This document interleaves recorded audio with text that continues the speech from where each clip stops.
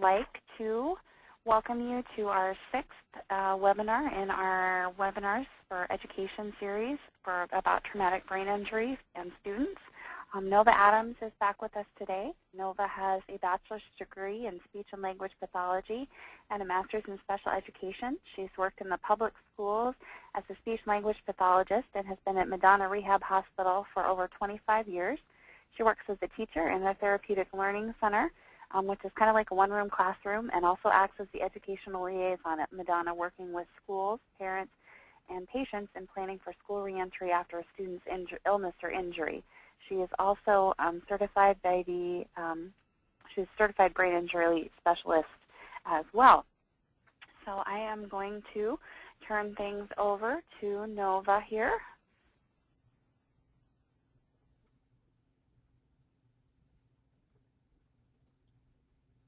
All right, very good. I hope you can hear me okay.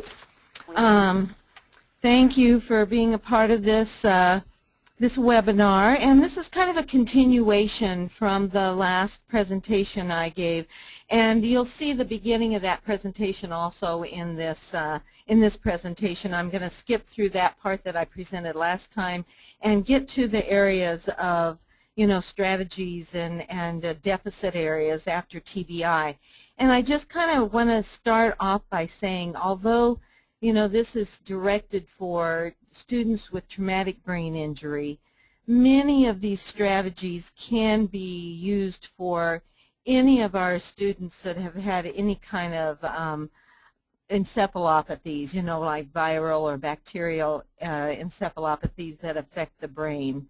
I guess what makes it different with traumatic brain injury or those types of encephalopathies are seldom is there any just one factor that affects a student with traumatic brain injury, such as it's just their attention or it's just their memory or, you know, those types of things. Because usually with the traumatic brain injury, you know, and those encephalopathies, the whole brain is affected, and how those parts of the brains interplay, you know, and work off of each other. You know, you have to look at everything, you know, when you're talking about these kids coming back to school and what to look for and what kind of accommodations and deficit areas that they may have.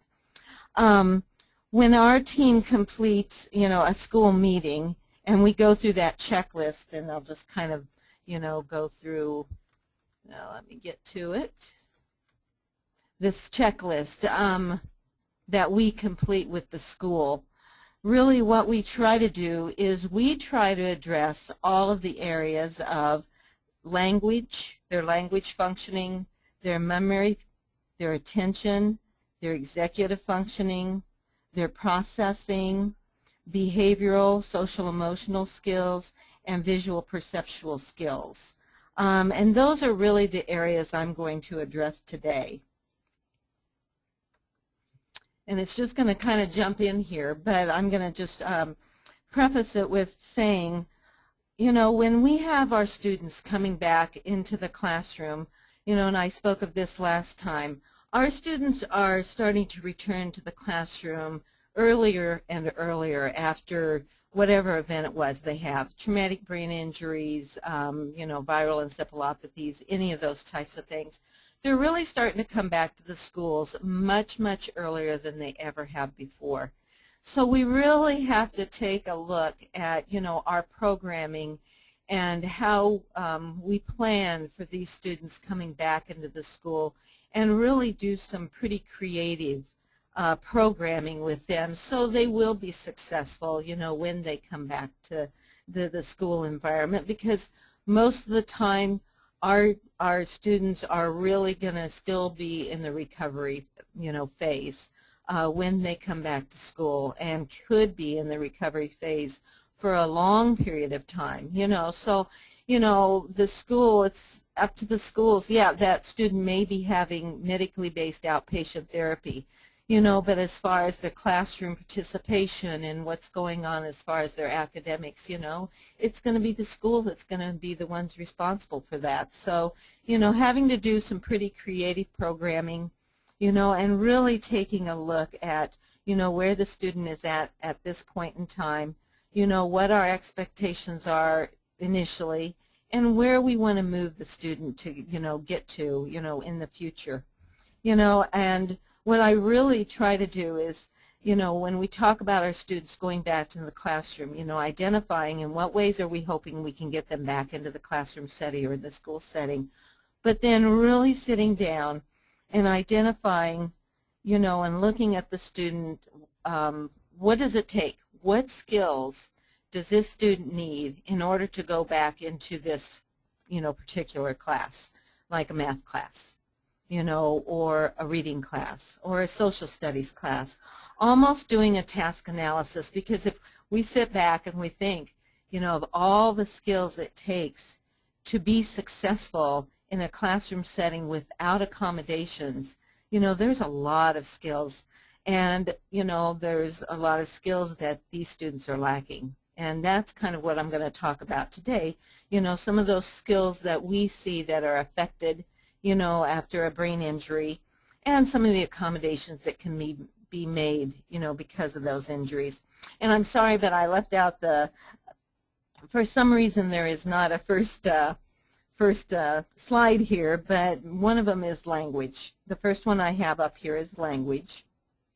Okay, and really when we talk about language, a student may present in an array of different behaviors if they're having difficulty with their language.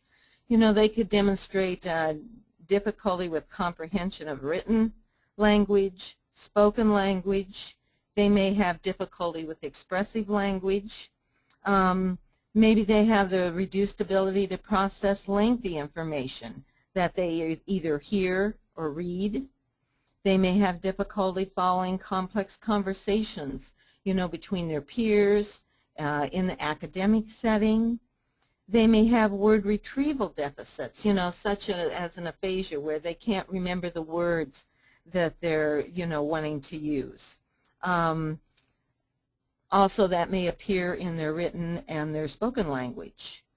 They may have poor organization of their ideas for conversational skills and for writing skills. They may have difficulty with understanding, explaining abstract language. It can be from the very mild to, to the very severe. I've had a couple of students who, because of their injuries, were very aphasic, and they had very limited speech. They had very limited expressive language, very limited receptive language.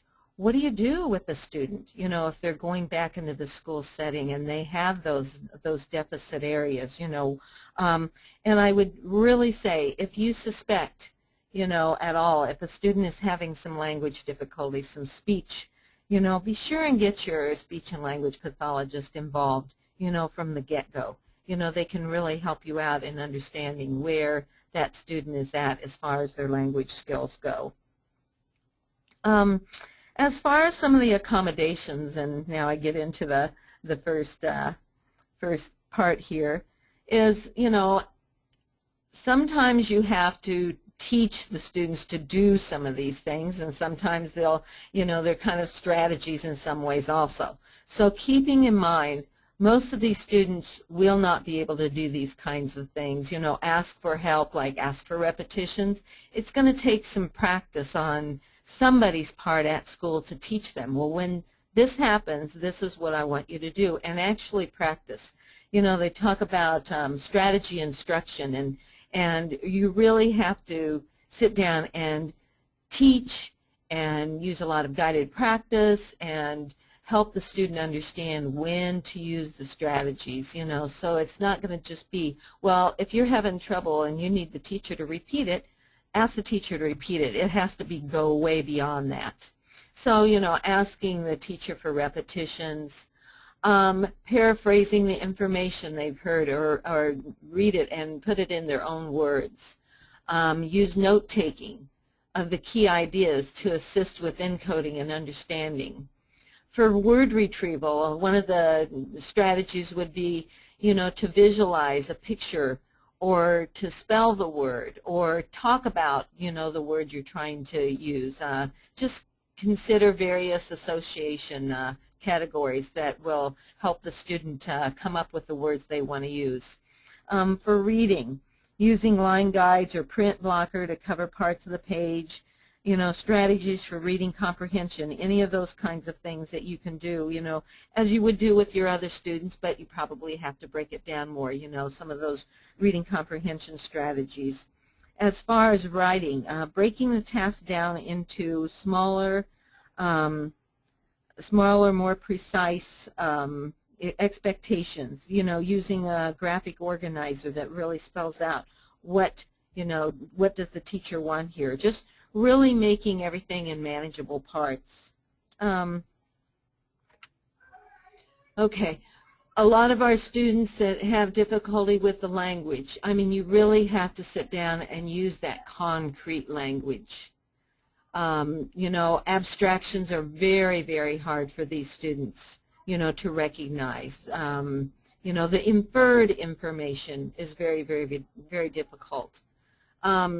Use a slower speech rate. If, their processing of language is slow, then you need to slow down and reduce the amount of information they're getting at one time. These students would have difficulty with sarcasm, figures of speech, so you'd want to avoid those types of things.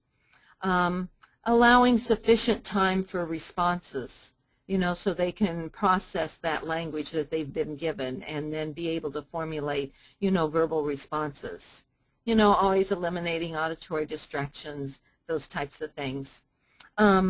Using written outlines, written structures, modeling strategies for reading comprehension. That kind of goes back to, again, that guided practice for strategies. If you're going to teach a strategy, you have to do a lot of modeling, a lot of guided practice, so they'll be able to use those and implement those strategies independently. I remember I had one young man who, he didn't have a brain injury, but he had a severe stroke and was very, very aphasic. And what we had to do everything with gestures. I taught, he was with me in our classroom during his whole 7th grade period. And if you can imagine, he was severely impacted receptively, expressively. He just didn't understand the language. So we had to do, a lot of work on the board with pictures and graphs and using gestures and diagrams. And, anytime a teacher can use those kinds of strategies, it's very, very helpful. So breaking things apart, putting down keywords. This is what we're going to talk about next. Doing a lot of the gestures, doing a lot of the graphic organizers even on the board, as you're talking about things. Doing the diagramming, is very, very helpful. And you know what, it's also helpful, it's not only helpful for the person with the language, difficulties, but it's also helpful for the students who have processing difficulties, attention difficulties. When we talk about these strategies, you really can't do it in isolation. You have to look at the big picture and look at all of the skills that, the student needs in order to, be successful in the classroom. Okay. The next item I'm talking about here is the memory challenges. And you know what? The memory challenges these kids with traumatic brain injury can have, range from, very minimal to very, very severe, memory difficulties. And I'll have to start this by saying, with our students that have our mild injuries, our concussions, and I was going to go over this a little later, but I'll go over it now. One of the first things that seems to go, with even our students with mild injuries is the attention.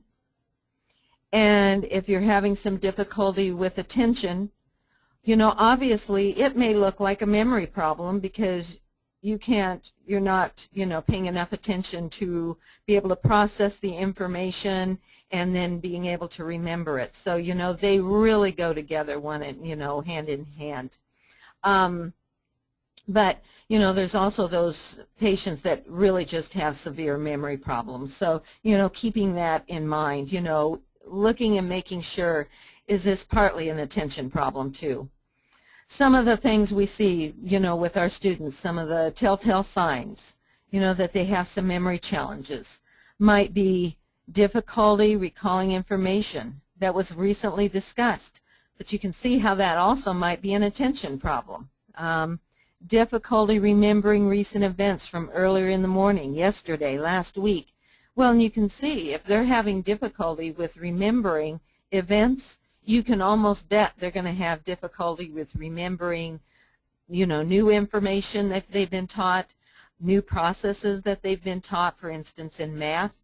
Those types of things are going to, that new learning is going to be very, very difficult because of the memory. Let's say they may require multiple repetitions of instructions before being able to complete a task.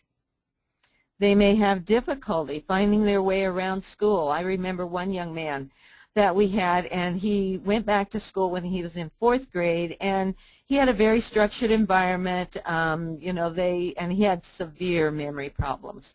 But when he made that transition to junior high, he had been doing so well in elementary school that they really thought, he was doing quite well cognitively. He got to middle school, new environment, and all of a sudden he started showing a lot of behavior types of problems, and they were trying to figure out why. And he was even breaking down as to the point he didn't even remember how to get around school. So how this plays a part, and, like I said, everything's interrelated, so those types of things, having difficulty finding their way around school. Or the high school student who is going back to school, and now all of a sudden we're recommending that they go for a half a day and their schedule is changed, because they're only going to go for half a day of school and they aren't able to do their high-level math class, so we're putting them in new classes. Making sure that, we think about those kinds of things when they go back to school. Maybe they do not recall details of a task or activity, such as math and all the steps it takes. Or they remember it, and I hear this all the time with our kids with even our mild injuries. They'll get it in the morning when they're in math class. Let's say we think that they can go back to their math class, and with support they can do pretty well. They'll go home to do their homework and they've forgotten all the steps. We see that even with our kids with mild injuries. So just that carryover from morning to evening. A lot of difficulty with learning, new processes, forgetting to do their homework or forgetting to turn it in. Some of those things are the things you'll see. I have our kids with even mild injuries talk about, I'm not remembering what I've read. Lots of times what that will be with our kids with mild injuries is more the attention, but, it might appear to be a memory challenge. Some of the strategies that go along with our memory, pre-teach the information before the class. I suggest lots of times, that somebody at school be able to do that. Let's say a person is going back into history class. First we have to make sure, does that student have and recall all the background knowledge, that they need in order to learn this new information? Give you, for instance, a lot of times my kids will lose a lot of their geography skills, and they won't remember where states are. We won't remember what the names of states are, where countries are, all of those types of things. And if you think about history, it's like we use that prior knowledge in order to learn new things. So we've got to make sure that those students have that prior knowledge before, we put them back into the class. But let's say, okay, we've established, their background knowledge, they are recalling pretty well. But pre-teach that information to them before they go to class, let's say in a study hall, by a resource person, whoever may do it. And this is what's Mr. Hale is going to be talking about in social studies today, and go through so the student is familiar with what's going to be happening. So when he gets to class, he'll be able to go, oh yeah, I heard about that. I know a little bit about that already. And it really helps with the memory part of things, but it also helps with attention, processing. It helps with so many of these things. Again, so interrelated. Using an established structure or routine, established routine of how things, what's going to happen, within that class. So, it's very predictable. The student will know the expectations and what he needs to do and those types of things. If something's going to vary, prepare that student, for the variation that's going to occur. Use those compensatory aids. Like notebooks, check-off lists, alarms, those types of things. Enlisting the help of other people. Repeat practice of the new information. Okay, let's say the student has a study hall afterwards. Well, let's review what was happening in that class. What is going to, and it's important for these kids, especially initially, to be successful when they go back to school. We don't want them to have failure when they first go back. So, putting a maximum of structures in. So after the class, let's repeat the new information that was learned and identify, okay, this is what Mr. Hale is going to be wanting you to know. Let's say there's a test coming up or something like that. This is the important information, and making sure that they process all that new information or that new math process that they're learning, and give them more practice, to do those types of things. Pair the new information with things you already recall, and that's kind of like using that prior knowledge, pair it with that. Compare the student-generated notes with the teacher-supplied notes, and that kind of gives us a window into how much was the student getting, how fast were they getting the information, were they able to process it, that type of thing. So we can use it as a tool for ourselves as teachers, to help us understand, what the student is getting. Mnemonics. That's another one of those strategies. They work really, really well, but boy, it takes a lot of practice for a student to be able to implement a mnemonic by themselves. When I was in college, it took me forever to figure out, well, I wasn't good at memorizing lists of things, and it took me even longer to figure out, well, all I have to do is remember the first letter of each thing I was supposed to remember and put it in a sentence. So you can imagine with a person with a brain injury, they don't know when to employ these strategies, where to employ them, how to use them, how to get started with them. So it really does take a lot of work. You really have to sit down and do a lot of, practice with those kinds of things. With more memory strategies would be to reduce the assignments that you have. Let's emphasize what is the critical information. These students are going to tire cognitively very, very easily, especially when they initially get back to school. So we really have to be conscious of their fatigue levels. So they are probably not going to be able to do all of the assignments that the other kids may be doing. Let's emphasize that critical information. Let's say the teacher's up there at the front. Okay, the teacher says, and some teachers will do this, this is what's going to be on the test. Remember this for the test. Those kinds of things. So these students are cued into, well, this is what's important. Because a lot of times they won't be able to differentiate between what's important and what's not important. Use note cards for processes, and I know I had one little gal who, she had very significant memory issues. Attention was pretty good, but she could not remember, those math processes. So what we had to do with her was give her a note card, and if she was, I'm just going to take a simple thing like, long division, and what are the steps in long division?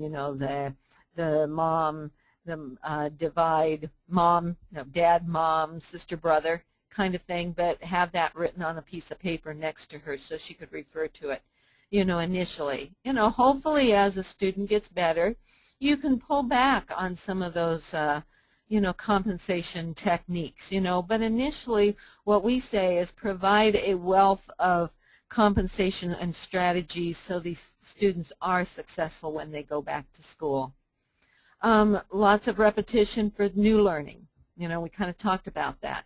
Provide the notes as well as detailed test reviews, so the student doesn't have to guess what's going to be on the test. And I've even suggested, because, well, I've had students who, will say to me, well, I don't want to be any different than any of the other kids. I want to be taking the test. And we know very well that that student doesn't have a good idea of how impaired they really are. So what can we do? Well, we practice for the test. If the teacher wants that student to, have this information, know this information, then that's the information we need to sit down and really teach that student.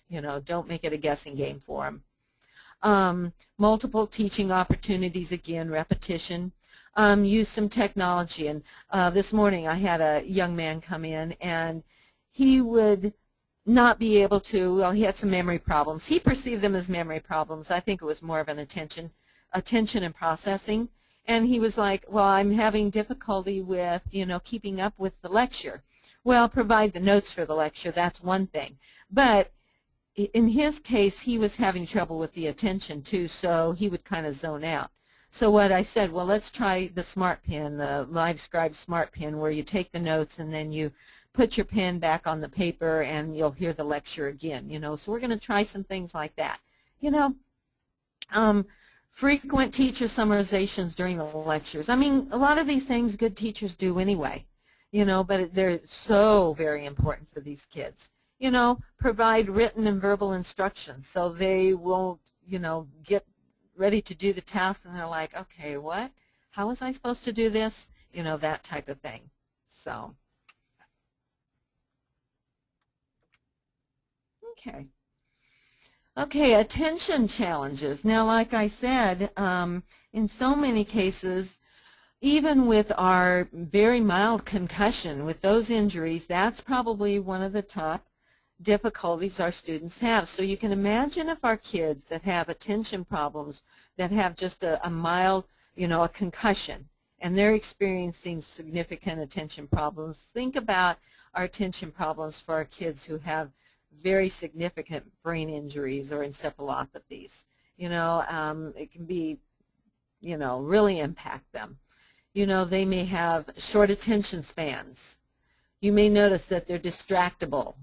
They have difficulty in keeping track of more than one thing at a time, kind of that tunnel vision. Challenges with switching between tasks, that may give them difficulty. Difficulty following the teacher's directions. They may appear to be daydreaming. They may seem fidgety. They become easily distracted by noise or visual stimuli. They may jump from one activity to the next without completing anything. Or they may seem to have difficulty with the memory.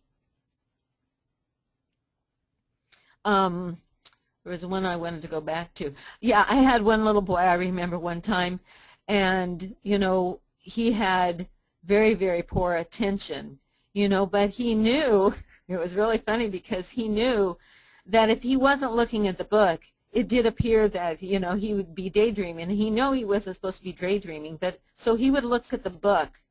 But he was no more attending to that book than anybody. So he was looking at the book. He was demonstrating the behavior that he was supposed to be demonstrating, but he wasn't reading at all. He was off in, some other land. So you really have to, watch out for those kinds of things and be really alert to those types of things.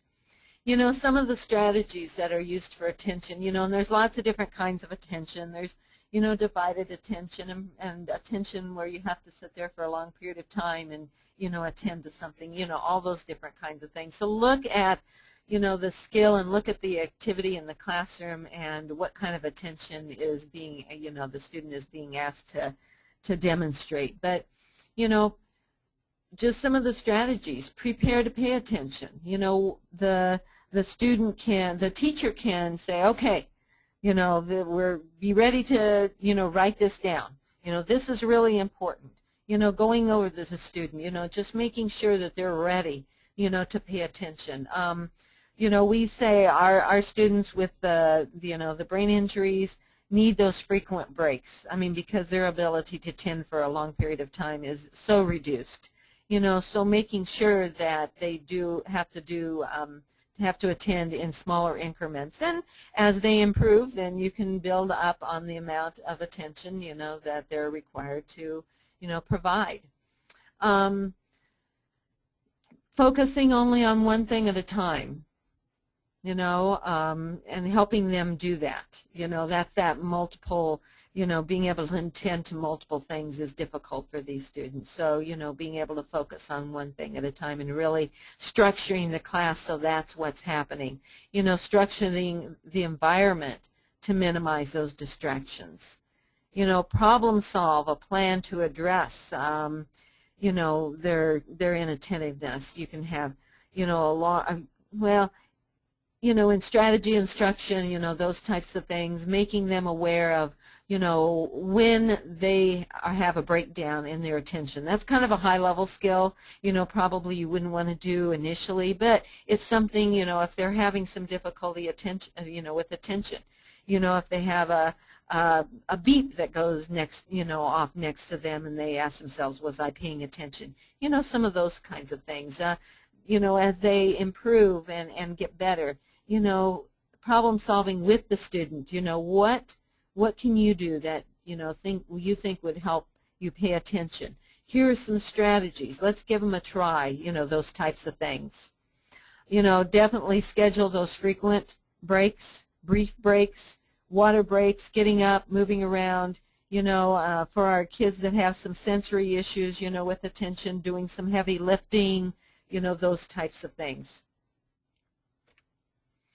What we say as far as attention is structure, structure, structure, really providing the maximum amount of structure for that student when they get back to school. Sitting close to the teacher during the instruction. Assign a task that don't require a lot of divided attention. Or break the task into manageable steps. Provide hands-on learning. Provide a clear explanation for what needs to be accomplished. Signal when a shift of attention is required. Okay, now we've moved from this subject here. Now we're going to move to this subject.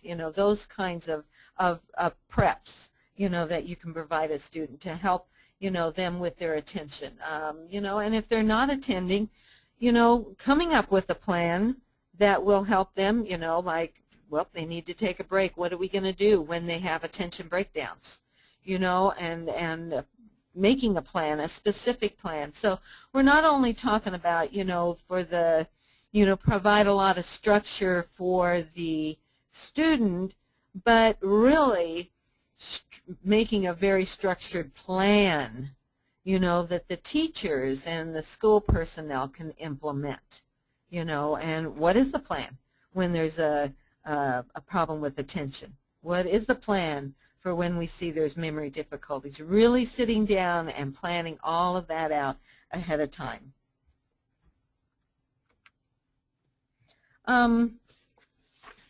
Executive functioning challenges. Now, when we think of executive functioning, that's a really high-level skill. It's all that, planning, being able to initiate your plan, being able to organize, being able to initiate how you're going to do something. Let's say you're going to give a speech or you have to write a paper. Okay, what are my steps going to be? Okay, what should I do first? Organizing. Okay, now I need to initiate that. And then as you're doing it, being able to evaluate, if you're doing it, if your method is working, if your method's not working, what are you going to do about it? Problem solving, coming up with a new method, that's executive functioning.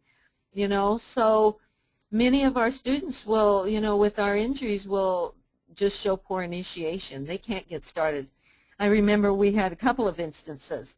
I had a young man, I think he was a junior, senior in high school, and he was doing very well. He was doing very well on his math. We were going to be able to get him back into his math class, we thought, with a help, and with some, math class, and then with some assistance afterwards from a tutor. But initiation, it was very interesting. We thought he was doing so well, and so we put him on a program where he would have to initiate getting from therapy to therapy to therapy within the hospital, and we were working on his memory. Did he remember how to get there? And, did he initiate going? And this young man was just about ready to discharge, I think on the next Wednesday, and it was a Friday. And he was supposed to do his plan and get to his therapies by himself. It was 11:30, and he was done with me. And I said, well, we're all done. I said, it looks like it's 11:30. I'm like, so you can go ahead and, I did say, go ahead and check your planner and see where we're supposed to go next. And so he looked at his planner. He said, oh, I'm supposed to go to physical therapy in the gym. Okay, very good. And I didn't say anything, and he sat there, and 5 minutes passed, and I said, well, what time is it? He says, oh, it's 11:35. I'm like, yeah. I said, what does your planner say? Well, 11:30, I'm supposed to go to PT in the gym, and I'm like, and what time is it now? 11:35. Okay. And we went on for 15 minutes because I was just curious how much cueing it would take for him to initiate. And he sat there for 15 minutes, and I think he probably would have sat there for half an hour. But finally I said, okay, it's 11:45. It said you were supposed to go to PT at 11:30. You need to get up and you need to go over to the gym. And, yep, that was fine. He got up and went over to the gym. But, I mean, it's like, oh, my goodness, this kid was doing some high-level math. His reading comprehension was looking good, all those types of things. But he had no initiation, and it's like, wow. So how that, what it looks like, and I've had schools call me back. We had one other young lady who had a frontal lobe injury, and that's a lot of that initiation is, generated in your frontal lobe. And she had, severe frontal lobe injury. And the school called and they said, well, she's just being defiant. She won't do anything. We do our, she listens to the math, lecture, and then we say, okay, it's time to do your homework, and she just sits there. And she's just so defiant, and really it wasn't her defiance at all. She could not initiate. I mean, she could not initiate at all. And lots of times it will look like defiance because the kids aren't doing what they're supposed to be doing. They aren't opening their book. They aren't getting their pencil out. They aren't beginning. And it's just, very, very, it's just so unusual to see. But and it looks like defiance. It's not defiance. It's that initiation, that executive functioning, So that's the poor initiation, that getting started. Poor goal setting, identifying what the goal is. Difficulty with planning for the task completion, organizing the information that you need to complete to do the task. Completing the task, poor time management. Difficulty identifying areas or difficulties with the task. Where's the breakdown at? What can I, why not being able to figure out why this task is so hard. And I've had even some kids with mild injuries who they're given a task, and it's a very simple task. It's like, they're doing a geography lesson, and they have to just do a little research on their country, and they have to maybe draw a map of their country and, just talk about some very, very simple things about their country, like, what do the people wear and what kind of money, and they just are, and this is a high school student, and they're just baffled by it. They're just so overwhelmed by, there's so many components to this report, and there's so many things, I can't even get started. I don't even know where to start. But once we, sit down with them and say, okay, this is the goal. Okay, let's break it up into manageable parts, complete it in manageable parts, and then it's like, and then they're able to do it, and they're not freaked out by it. It's just such an overwhelming, task for them to be thinking about. They just, and also it looks like a behavioral. They're not being compliant. Well, no, they're just so overwhelmed by it. And we'll even see our kids with, those mild concussions, those kinds of things, that will have difficulty with those. I had a young man who did have a pretty significant brain injury, but he was very, very successful. He finished high school. He went to, junior college, and in, his junior college, we taught him to use a planner, and he was very faithful in using his planner, and he knew he was taking 3 classes, and he had these assignments due on these days and had it all written down and very, very organized. But he wasn't getting any of the work done. So what we did was we took a look at where was the breakdown. Well, it was the fact that he couldn't initiate starting to work. You know, he would be at home, and he'd have a lot of extra time because it was, you know, junior college, and, you know, so he'd get on the computer and he'd play, you know, video games, and he had a, you know, big family, so he'd, you know, like to hang out with them and do things with them, and, you know, then the night would get away from him, be 11 o'clock, and he wouldn't have done any work, you know, so we had to do something just as simple as he put it in his phone. I said, okay, when do you want to study? You know, you can still play your games, you can still do those things, but you pick a time that's, you know, that you can study. And so he's like, okay, well, I'm going to study at 7 o'clock. Okay, I'm like, okay, well, let's put it on your phone. So the phone would go off at 7 o'clock, and it would say, you know, study, you know, sociology, read pages 1 through 15. But he needed that, you know, that alarm to go off to make him do that kind of thing, you know, and as far as all the other skills of reading comprehension, he was able to do that. He was able to understand the information. He was able to take notes in class and all those skills. He just could not get that initiation to, you know, get the studying done, those kinds of things. Don't assume the student has organizational abilities. They may not. You may have to put those into place. You know, and what I would suggest, you know, again, a maximum at the very beginning. And as they go through, and you can, you know, lots of structure at the beginning, and as they improve, start taking away some of those structures and making sure, you know, that they don't break down at some point. You know, we're not saying that they need all of these strategies forever. You know, a maximum of structures to begin with, and then let's start working on, you know, this and teaching them the skills that they need in order to take some of those strategies away. Just rehearsing and practicing those organizational systems. Establish a routine, you know, writing down a daily schedule, using those planners, you know, using, kids don't like, you know, a lot of times the kids I work with don't like those written, you know, planners. You know, we can, there's lots of different ways we can do that. You know, use their iPads, use their phones, you know, all of those techie kinds of things that kids like. You know, that's fine. Just, you know, coming up with some method that they can use. Providing an outline for the class lecture, you know, frequently checking their notebooks to make sure do they have the work that they need to have. You know, are they getting the work done they need to have? Are they keeping up with the lectures? Are they keeping up with the work? You know, color coding notebooks, and this is something we use even for our kids with our mild injuries. You know, you'll look in their backpacks and it's like, you know, there is no organizational system. So, you know, having a red notebook for, you know, geography, having a blue notebook for math, you know, and having envelopes in there and notebook paper so they can take notes, and having a done side and a to-do side and all those kinds of things. You know, looking at that, going over, you know, looking at those notebooks frequently so that kids can get rid of what they don't need, you know, those kinds of things. Breaking the instruction into simple steps, and you know, using that, you know, doing that, checking off each step as they, you know, do it. Use alarms, you can use time frames, use deadlines, you know, all of those kinds of things. And sometimes you just really have to teach those organizational systems, you know, for the various types of tasks. You know, what system can we use for writing? What system can we use for studying? You know, what system are we going to use for math? Those kinds of things. Like I said, using daily planners such as a notebook, iPads, iPhones, you know, school planners, those kinds of things.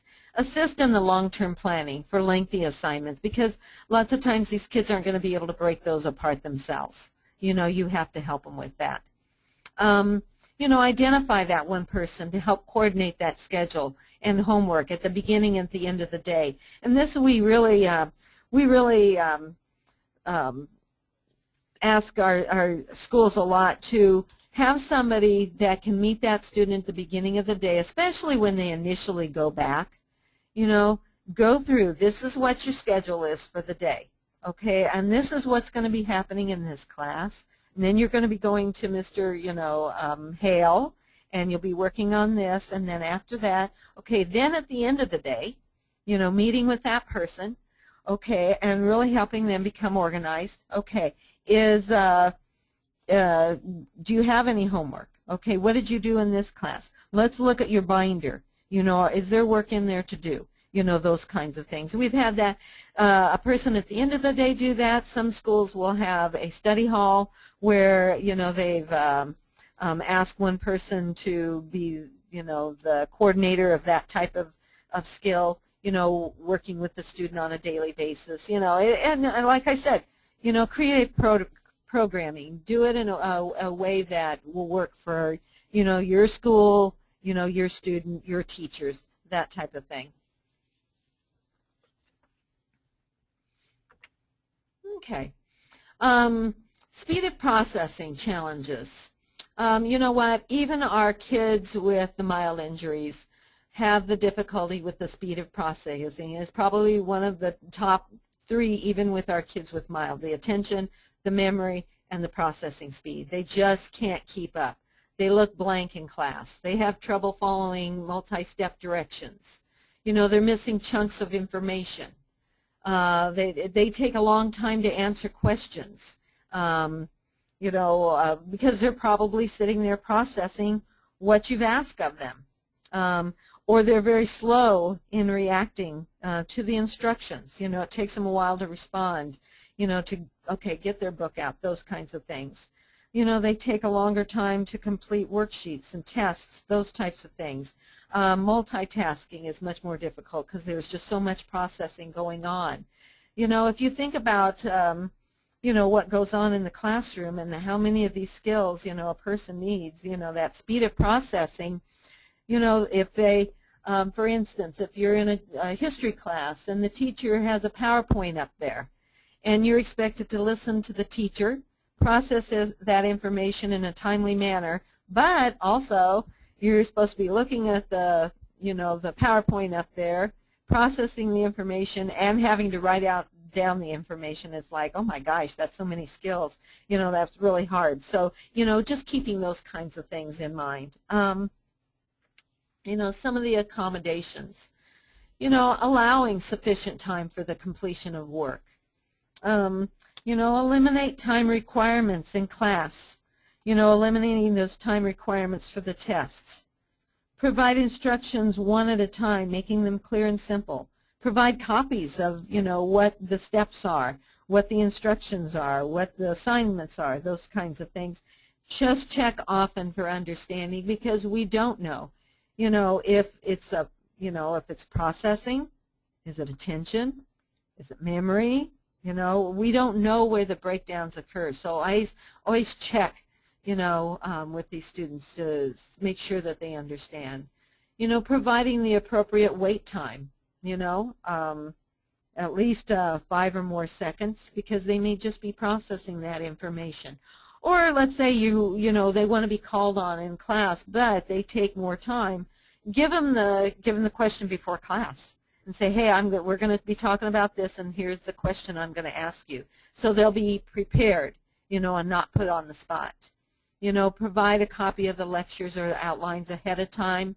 You know, we even do that with our college, obviously, our college level kids that are going to college. It's like they get a copy of the teacher's PowerPoints, you know. Use the technology, the smart pen, you know, so if they are missing things in class, you know, they can listen to that again. But obviously, you know, when we talk about using a smart pen, you know, taping the teacher's lecture, oh my gosh, those kinds of things are so time-consuming to go back and listen to a whole lecture again. You know, or going even with the smartphone, or the smart pen, going back and listening to that again, you know, really, really time-consuming for those students. So, you know, really providing a maximum of assistance, like I said initially, especially. You know, summarizing often, you know, for the teacher, so they'll know this is what was important. Let them know what's, you know, like, let them know what's important. If there's a lot of information, but I want you to put your emphasis on these 3 things. If you don't learn anything else in this class, I want you to learn these 3 things. You know, that type of thing. Like I said, the attention, the memory, the processing, you know, are probably some of the top 3 things that even our kids with mild injuries, you know, have difficulty with. Okay. A lot of times we'll see some behavioral changes with our students, after a brain injury. And I would probably say, many, many times, in our case anyway, we will see those behavioral issues, especially if a student is on overload. If they're not given an appropriate amount of structure, if they have breakdowns during the day, when they're learning, they have confusion, that's when you'll see some of those behavioral changes. They may have difficulty with complex, unpredictable, or stressful situations. They may have emotional reactions that are out of proportion with, what the situation is. They'll be impulsive. They may demonstrate inappropriate social or sexual comments, or they don't pick up on social cues. They may have rapid mood changes. They may become easily agitated, lose control, those types of things. Some of the, and we've gone over a lot of the things all day. Structure the day to minimize that fatigue. We'll see some of those behavioral breakdowns if we have students that are fatigued. And we can talk about cognitive fatigue or physical fatigue. It may be either one. So making sure that fatigue's not playing a part in that. Structure the schedule. Provide those break times. Some of our kids need that no-fail learning. Whatever supports you have to put into place so they're successful, provide them. Prepare the student for transitions within the day. Give them those breaks. Prepare them, okay, now what's going to happen next, is we're going to go into math class. And that's why it's important at the beginning of the day to kind of go through, this is what's going to happen during your day. We'll do this, and then we'll do this. For little kids, you can do picture schedules. For the older kids, you can do the planners, those kinds of things. Maximize the hand-on demonstrations so they'll be less likely to, experience that a failure. Assist if there's going to be a new routine. Really provide with a maximum amount of cues for any new routines. Build in peer feedback for social situations. We had a little gal that was in high school. She had a pretty significant brain injury. Again, she made a very, very nice recovery. Academic skills, she was really doing well. We were going to take her, send her back to school, and put her back in some of her classes. She had a nice group of friends. When she got back, though, we didn't see it here because, we didn't have her in those social situations with her close friends here, obviously, in a rehab setting. But when she went back, she was saying some pretty inappropriate, had some pretty inappropriate comments, conversations with her good friends.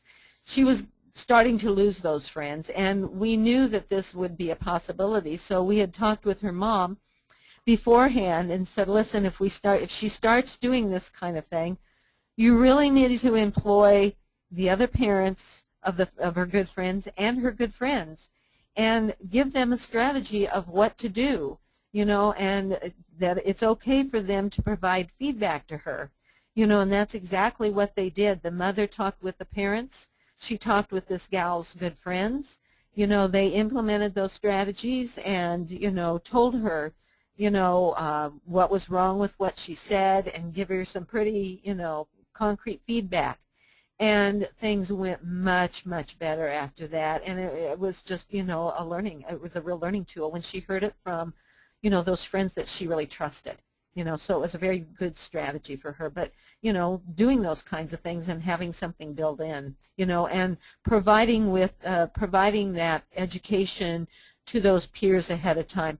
A good group of friends can be, lifesavers when these kids go back to school because, face it, our kids want to go back to school for the social parts of things and not for the academics. So, use that, to the school's benefit, the education benefit, and really use those, provide that education to those peers ahead of time, and say this is what you can do to help John, when he comes back to school, and this is maybe what you might see John do. Use the parents. I mean, the parents might even, become involved and you know, talk with the other parents and help with that whole, you know, back to school part of things. You know, give choices. You know, some of our students work well with if they're given choices. Well, what would you like to work on first? You know, so they're still working, but they're being able to have some flexibility. Or, you know, especially in that planning stage, even with our high-level kids, even with our low-level kids, we like to have them in on the planning so they feel like they're a part of what's happening. You know, and they're you know, especially the older kids, you know, if they don't want to be looked at as different. Well, what can we do to work on your math skills? You're not ready to go back into the Algebra 2 class. Okay, what's a way we can work on some skills, you know, that so you will become ready? You know, have them part of the, you know, problem-solving group, you know, so they can have some say-so. Prepare the, let's see, reduce the triggers, you know, see if you can identify what triggers, you know, the behaviors and really provide them with the feedback. And really plan for when those breakdowns occur, because you know what, they will occur. You know, so before anything happens, plan what is our plan, you know, and decide what that is. And then, you know, teach those skills that a student needs to master those new routines, those types of things. Okay, I'm just going to talk a little bit about this. I don't have this in the presentation, but we're finding more and more of our students with traumatic brain injury are experiencing visual perceptual difficulties. A lot of our students, because of the brain injury, well, it's not acuity. It'll be, you know, their eyes working together and those types of things. They'll have double vision. And, you know, some of the things you want to watch for is, you know, complaints of headaches, trouble seeing information on the chalkboard, they're bumping into objects, they're having difficulty with integrating their movements, they may have sloppy handwriting, and, you know, and we see it, I would say, at least on half of our kids, you know, that have significant brain injuries, and even our kids with some of our concussions will experience the difficulties, you know, with the vision, and, you know, it really impacts them. You know, I would definitely say if you think suspect there's some vision problems, visual perceptual kinds of problems, make sure that they go see a neuro-ophthalmologist. You know, the accommodation of looking at the board, looking down at the paper is really a difficult transition to make, so making sure that these kids have sets of notes, you know, so they aren't having to do that. Line guides for reading, decreasing the amount of reading the student's doing, providing the students with books on tapes, you know, low light. You know, some of our students will need low light because just of the light sensitivity kinds of things, you know, so something to be aware of, because I've had students who we didn't recognize, not us, but the school didn't recognize that this student had that a concussion from 2 years ago was affecting him today. He was having all sorts of learning difficulties, and you know, the school's like, well, he's just kind of lazy, you know, and he just doesn't do anything. He doesn't initiate. And finally, he got to a high school that the psychologist really knew mild traumatic brain injury, concussions. She goes, you ever had a concussion? He's like, his mom's like, yeah. They sent him over to us, and he had a visual, his visual field was knocked off, I mean, a visual field cut that was just unbelievable. And he'd been living with it for 2 years, you know, and he'd been living with headaches for 2 years. So, you know, really being aware of those kinds of things. One of the things, you know, talking about school reentry, and I think I talked about this in my last one, but just some of the recommendations for the American Academy for the Certification of Brain Injury Specialists. Students need to be carefully transitioned into schools with support plans already in place. Don't wait and have them come back, you know, and see where they're going to fail at. You know, have everything into place, you know, and provide those structures, because you can always take those structures away, you know, and you can do them pretty quickly, you know, but hurry up and have to put structures in place is much more difficult. They may need to be reintegrated into school on a part-time basis. Families are always the natural link between the hospital, the home, and the school. really employ your families to help you out with any of your situations. And remembering that the families need the full support of the professional to plan for their school's child's successful reintegration into school. Some of the top 10, I call these my top 10, and I don't have these written down, but for successful reentry into going back to school. Designate one person to meet with that student regularly, a go-to person. I mean, obviously, with these kids going back to school, we can't put this on the classroom teacher. I mean, all of these things that have to be considered, really enlisting the group to really help out and identify that one person who's going to be the go-to person, for this student to go to on a regular basis, and how are things going? Okay, this is what your schedule is. What was difficult for you? Why are you not doing well in this math? What's happening? Is so very important, because otherwise if there's not anybody at the school that has ownership, then it's like, well, who do I go to if I'm having trouble with this or that? It's kind of the number one thing I see with my students, even with our mild injuries. It's like the student doesn't know who to go to. And there needs to be that go-to person. Meeting with the student on a daily basis to assist with organizing, planning, identifying breakdowns, especially initially when we're talking about going back to school. Meeting with the student and family and teachers on a regular basis, especially for the student with a new injury. Structure initially, and then that can be taken away. Developing a system of communication with the parent, at least one time a week, if not daily, for those kids with, the pretty new injuries. Because the student, here's what I have happen even with our kids with mild injuries. They're fine at school. They can keep it together at school. When they go home, they are so cognitively and physically spent from all the energy that they're putting forth at school that they have meltdowns when they go home. Well, school needs to know that, because obviously something has to change, because they're being too taxed in the school setting that they have a meltdown at home, or vice versa. So that communication is so very important. Err on the side of caution when placing students back into the school setting. Carefully monitoring those transitions. Informally assessing the skills needed for each class. Really do, just a breakdown. What skills does this student need in order to be successful in this class? And if they don't have those skills, put something in place so, that will help. That task analysis. Evaluate the ever-changing needs of the student. These students change quickly. Well, the faculty will have, and the parents will have to meet quite often. So we can always up the ante. Maybe we can take some of those structures away. And use that no-fail learning. Whatever we have to do to make this, transition successful, to make the academic expectations successful, initially especially. Anyway, that's all I have, and I think we timed that pretty well. I want to thank you so much, and if you have any questions, you can always shoot me an email. It's nadams@madonna.org. All right. Thank you very much, Nova, and that ends our presentation. Again, these slides will be available on the website, as well as a recording of this webinar and all of the others in the series, and we will be sending out an email with that link. Thank you for attending. Have a great evening.